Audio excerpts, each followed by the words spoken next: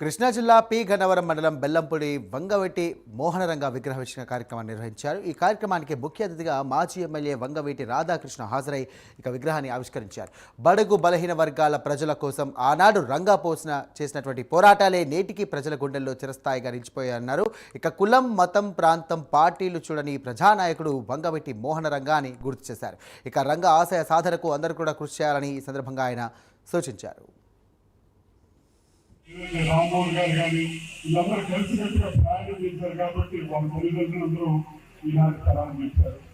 వాళ్ళు ఆ రోజు పోరాటం చేశారు. ఆ పోరాటానికి తెలిసే మీ వాళ్ళు ముందు అందరి ముందు మాట్లాడుతున్నాం. ఇవాళ మేము మాట్లాడిన తర్వాత భవిష్యత్తులో వీళ్ళొచ్చి ఎవరో నాయకులు వస్తారు.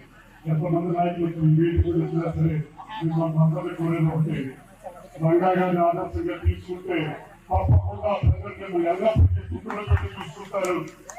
రంగా గారు ఆయన దగ్గరికి వచ్చిన వారికి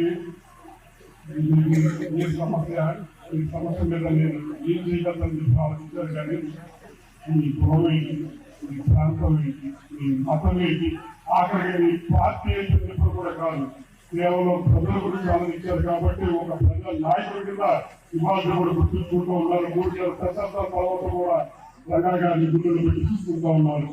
రంగా గారి పోరాటం యొక్క గొప్పతో రంగా గారిని చూపిస్తే అభిమానం అందరి దాని నుంచి గొప్పలు చెప్పడం అందరికీ ఒకసారి తెలియజేసుకుంటూ భవిష్యత్తులో కూడా రంగా గారిని ఆదర్శంగా తీసుకుంటే ప్రతి ఒక్కరు ప్రజలందరూ కూడా మనకి గౌరవిస్తారని చెప్పి అందరికీ కోరుకుంటూ నాకు ఈ అవకాశం ఇచ్చిన పెద్దలకి, బెల్లంపూడి గ్రామ కమిటీ వాళ్ళకి, కుర్రవాళ్ళకి, ప్రతి ఒక్కరికి పేరు పేరున హృదయపూర్వకంగా నమస్కారం తెలియజేసుకుంటూ సెలవు తీసుకుంటూ